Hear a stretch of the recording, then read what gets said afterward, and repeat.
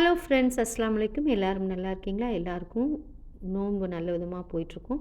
இன்றைக்கி caramel custard ready mix use பண்ணி தான் பண்ண போகிறேன். 1/2 லிட்டர் பால் காய்ச்சிட்ருக்கேன். அந்த கஸ்டர்ட் பவுடர் மிக்ஸை போட்டு ஒரு 5 நிமிஷம் நல்லா கொதிக்க வச்சுக்கலாம். இது வந்து கஸ்டர்ட் காய்ச்சுற மாதிரி ரொம்ப திக்காலாம் இருக்காது, மீடியம் திக்னஸில் இருக்கும். 5 நிமிஷம் நல்லா காய்ச்சி கொதி வந்ததுக்கப்புறம் அந்த கேரமல் சாஸை வந்து நான் சின்ன சின்ன பவுலில் 4ஆக பிரித்து விட்டுருக்கேன். இப்போ காய்ச்சின அந்த கஸ்டர்டை மேலே ஊற்றி வச்சிடலாம். ஃப்ரிட்ஜில் ஒரு 2 மணி நேரம் வச்சிங்கன்னா செட் ஆயிரும்.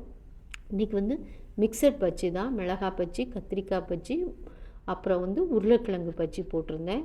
ஸோ சூப்பராக எல்லா பஜ்ஜியும் ரெடி ஆகிடுச்சு. கேரமல் கஸ்டர்டும் ரெடி ஆகிடுச்சு.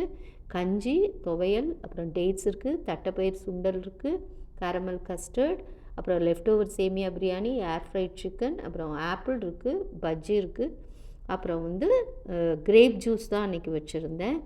இந்த மெனு பிடிச்சா like, share, comment and subscribe friends. இதுவரை சேனலை சப்ஸ்கிரைப் பண்ணலன்னா சப்ஸ்கிரைப் பண்ணிக்கோங்க. நல்ல நல்ல பகிர்வெல்லாம் வர இருக்குது.